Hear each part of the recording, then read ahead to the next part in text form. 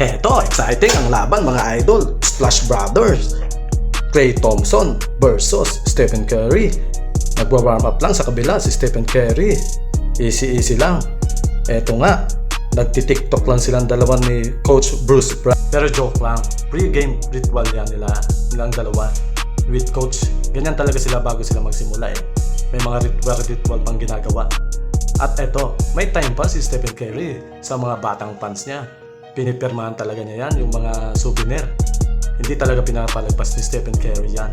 Tingnan nyo, swerte ng mga batang yan. Napipirmahan yung mga memorabilia niya. At eto, Cooper Flag, trick shot, ang kanyang pang warm up. Kaya naman, first basket sa kanya with and one basket pa yan. Ang lupit ng batang to.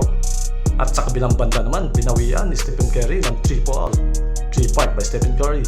At sinundan naman yan ni Jonathan Kuminga ng and one basket din. Ang galing na bata ni Kuminga kaso binabangko lang siya ni Steve Kerr. Buti ngayon napalaban na.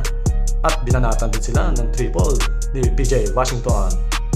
Ang lupit ng laban ngayon pero bumawi din si Cooper Flag ng slam dunk. Bakbakan niya sila ng dalawang magaling na team. Eto, lampas para kay Jonathan Kuminga.